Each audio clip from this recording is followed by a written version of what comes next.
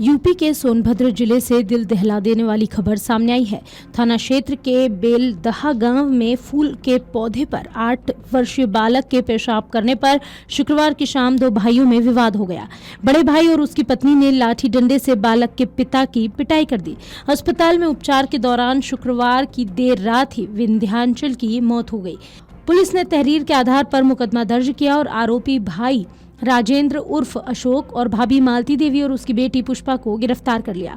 भाइयों के बीच जमीन का पुराना विवाद भी था। बेलदहा गांव के रहने वाले राजेंद्र और विंध्याचल अगल बगल रहते हैं। विंध्याचल के बेटे ने राजेंद्र के घर में लगे फूल के पौधे पर पेशाब कर दिया। यह बात राजेंद्र और उसके घर वालों को नागवार गुजरी। मामले को लेकर दोनों पक्षों में विवाद होने लगा। आरोप है कि विवाद के बीच ही राजेंद्र, उसकी पत्नी मालती और बेटी पुष्पा ने लाठी डंडा लेकर विंध्याचल पर हमला कर दिया। उसकी जमकर पिटाई की। इससे विंध्याचल लहूलुहान हो गया। बचाव में आए पिता श्री राम को भी धक्का लग गया। पिता और अन्य लोगों ने किसी तरह विंध्याचल को छुड़ाया और चोपन सीएचसी में भर्ती कराया, जहां से विंध्याचल को जिला अस्पताल के लिए रेफर किया गया। जिला अस्पताल में इलाज के दौरान विंध्याचल की मौत हो गई। विंध्याचल के परिवार में पत्नी कृष्णावती और 2 बच्चे हैं। मामूली बात में अपने छोटे भाई की जान लेने के आरोपी राजेंद्र के व्यवहार को लेकर पिता श्री राम काफी गुस्से में रहे। बेटे के शव का पोस्टमार्टम कराने पहुंचे पिता का कहना था कि बड़े बेटे ने जघन्य अपराध किया है, उसे वैसी ही सजा मिलनी चाहिए जैसा उसने अपने भाई के साथ किया।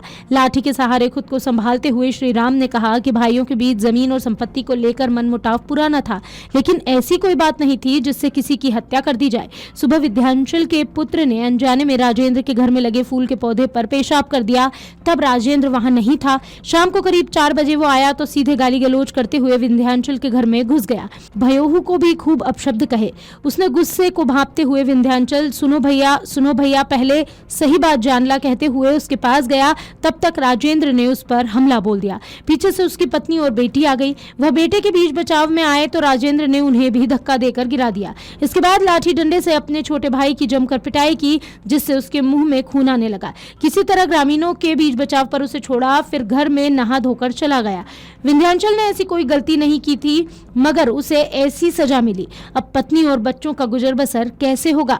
न जाने कौन सी भूल हुई जो अपनी आंखों के सामने बड़े बेटे के हाथ छोटे की हत्या होती देखनी पड़ी।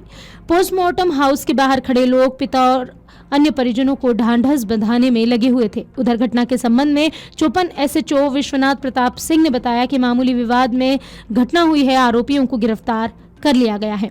इस मामले में CO city doctor Charu Dwivedi ने भी अपना बयान दिया। उन्होंने कहा कि मामूली विवाद में बड़े भाई, उसकी पत्नी और बेटी ने मिलकर युवक की लाठी और डंडे से पिटाई की। मृतक की पत्नी की तहरीर पर केस दर्ज किया गया।